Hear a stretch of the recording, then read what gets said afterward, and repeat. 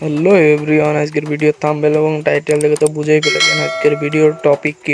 আজকের ভিডিওতে আমরা জানবো বাংলাদেশের দুইজন জনপ্রিয় কন্টেন্ট ক্রিয়েটর সম্পর্কে। চলুন প্রথমে ওমর অন ফায়ার সম্পর্কে জেনে নিই। ওমর অন ফায়ার যে 2022 সালে ইউটিউব জগতে এসেছিল, সে একজন টিকটকারের পাশাপাশি ফানি কন্টেন্ট ক্রিয়েটর।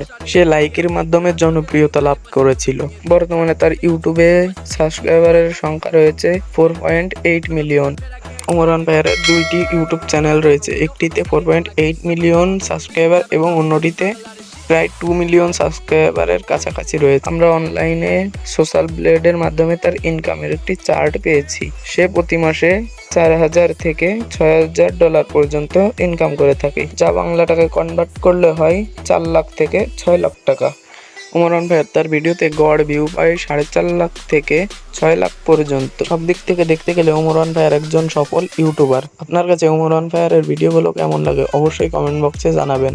এবার আমরা জানবো বাংলাদেশের একজন জনপ্রিয় funny content creator Kabir Faisal সম্পর্কে। কাবির ফয়সাল 2024 সালে ইউটিউবিং শুরু করে। বর্তমানে তার ইউটিউবে 1,31,000-এর মতো সাবস্ক্রাইবার রয়েছে। তার মাসিক ইনকাম আমরা সোশ্যাল ব্লেড থেকে জানতে পেরেছি।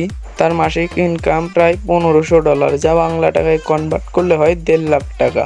এটা সাধারণত কাবির ফয়সাল তার আজাইরা পাবলিক ইউটিউব চ্যানেল থেকে ইনকাম করে থাকে। সব দিক দিয়ে দেখতে গেলে কাবির ফয়সালের থেকে ওমর অন ফায়ার এগিয়ে রয়েছে। আপনাদের কাছে কে সেরা অবশ্যই কমেন্ট বক্সে জানাবেন। পরবর্তী ভিডিও কাদের সম্পর্কে বানাতে হবে অবশ্যই কমেন্ট বক্সে জানাবেন। এই পর্যন্ত যারা ভিডিও দেখেছেন ধন্যবাদ।